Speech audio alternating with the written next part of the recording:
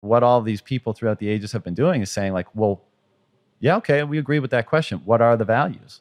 And I think truth, freedom, love are some of them. So when we talk about freedom, the political aspects of freedom are interesting, but I think they come from a more base layer of how we understand those values.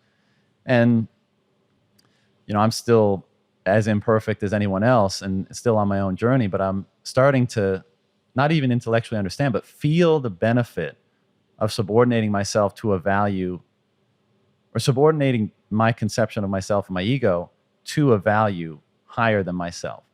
I remember when I sent you that thing, you're like, I'm not religious. And I said, I'm not either. I don't ascribe to any particular faith because I think a lot of them are born out of the same pursuits, this very one that we're discussing.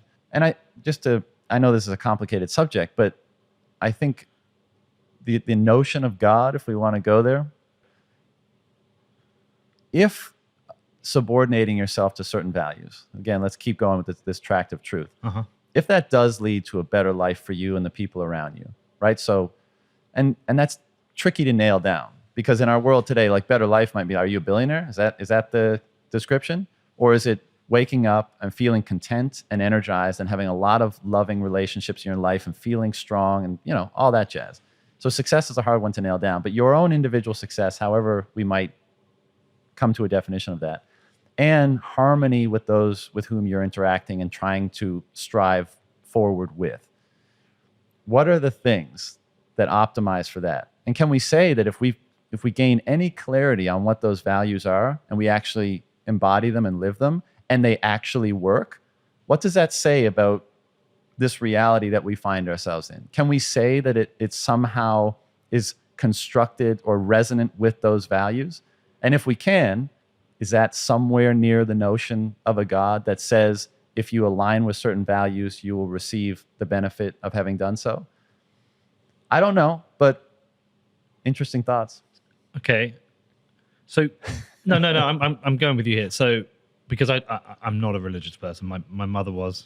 I was raised a Christian, went to church, but I'm just not religious. I'm a science nerd, and I read a lot of science nerdy literature and trying to understand how the universe works and yada yada. And for me, there's no role for God in that.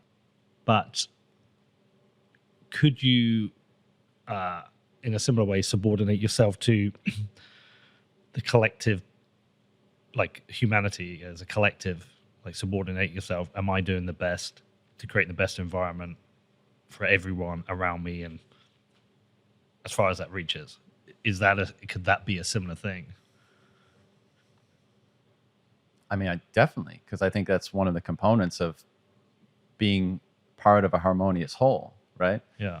But let's talk about this religious thing for a while, right? And we'll probably piss a lot of people off by treading, sloppily through this territory. But I built a career on treading sloppily through topics.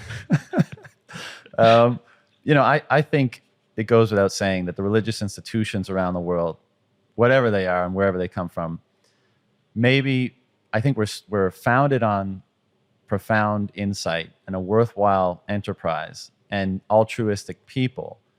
And when they've become institutionalized and in an attempt to be propagated and shared, they've probably become corrupted, possibly irredeemably so. We shall see. And they've also grown up in a world where we weren't globally connected like this, so they all grew up in isolation. And now we live in a world where we have, you can look into ancient Indian religions, Egyptian religions, Native American religions. I mean, it's all there for us to study now. And I don't think that component of life, this is what we're talking about. We're saying, what are the best values to orient yourself by? I think that's what religion is. The answers to those questions have been codified, written down, and then stewarded. But that stewarded has created a separation between the actual pursuit of those values by every individual and an organization that seeks to gain from guarding that information, right? So and much has been done in the name of fill in the blank religion. Much bad stuff has been done. But we don't even, to be fair, we don't know that it would have been better had that not been the case. Maybe religion, by virtue of the fact that all of recorded history, we have examples of it. Maybe that speaks to its central importance. Maybe as much as we've fumbled throughout our history and all the war and conflict and all the other bullshit, maybe it would have been way worse if we didn't have a unifying value, something, to come together on and say, yes, all the other things we might disagree on, again, this is the topic of our conversation today, we believe that these values should be held up as the highest. And so my current thinking on it is that maybe we're moving into a period where the religious institutions are going to dissolve in various forms. But I hope we don't throw the baby out with the bathwater, because I think there's a lot of useful insight that they've come up with.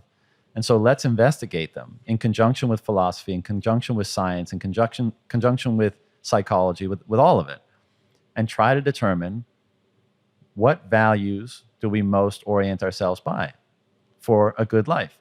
And the final point I make on this is we can't act without that, right? You deciding to go here or go there, there's a value judgment inherent in that. What's guiding those decisions? And I think the recognition of the central importance of that, let's say, the membrane of value that exists in between you and how you act in the world and determines your action. What's the most valid one to have? Or what's the most valid group of ones to have? And I think this is why I keep coming back to truth, freedom, love, peace. I think we've determined over the last 5,000 years that those are some of the best ones to get down with and to be oriented by.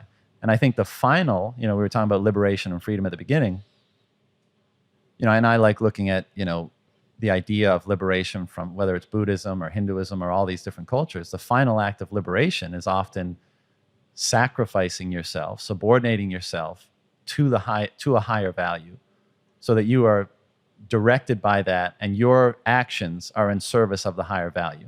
And you kind of already said that that's the case. You're saying well, part of my actions at least are to foster the improvement of humanity, to help educate people, to help create less conflict and more peace. What is that but you subordinating your action in service of the value of peace? And so for whatever reason, the emergence of Bitcoin and how it seems to be changing people is causing people to ask these questions more. Maybe it's because they have more time and freedom on their hands to ask the questions. Maybe it's because Bitcoin itself seems to be instantiated or an instantiation of truth, an immutable truth that grants freedom. And I think, that in itself is a very profound reflection of insights that we've seen in various religious traditions before. The truth that grants liberation. And I think that wraps us all the way back to what you said at the start. It's only since going down the Bitcoin rabbit hole and having to deal with a certain amount of truth, undeniable truth, that you question other big decisions in your life based around those truths. Yeah. And I also think there becomes this kind of there is also this collective community pressure to be a better person. So it's not just oh, I've got some Bitcoin now. Is that good or bad though? Oh no, I think it's great. Yeah. I think it's great, but at the same time, I still think we need some individualism within that, and we need characters, and we don't want to be just the homogenous group of people who all absolutely not. Yeah. The answer is, I'll listen to you. I'll have these conversations. I'll thank you for holding me to a higher standard, but the buck stops with me. I'll decide at the end of the day whether I value your input or not, and whether I'm going to integrate it into who I am and the actions that I choose or not. I think you can have both. You can say thank you and fuck you at the same time. That's what all this is about, right?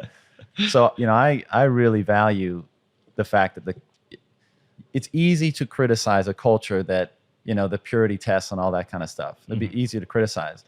But I see it as a mirror, and I don't take it as gospel. If it happens to me, I say, oh, that's interesting feedback.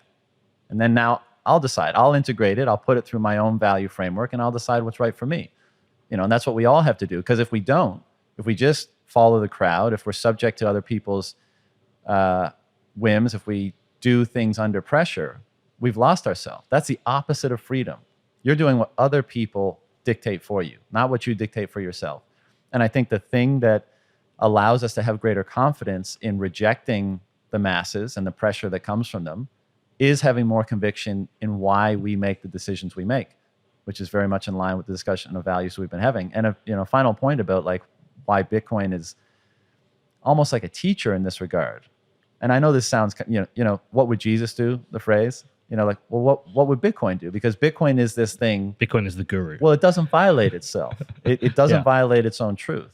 And so knowing that, how much pressure does that put on you as an individual to say, I'm not going to violate my own truth? That seems right. And so maybe I should embody that same principle. Way harder for imperfect people in like the chaos of life.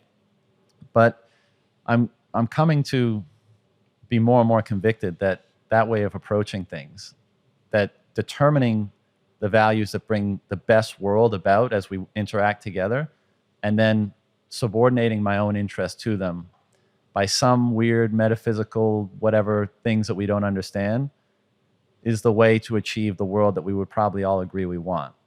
It may not serve us in the short term, right? There may be some short-term gain, but how many things in life are there that hurt in the now but are beneficial later on? I mean, working out is a super simple one.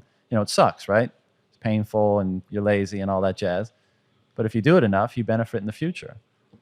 And so, What are you saying, John? saying we got to go do sprints after this.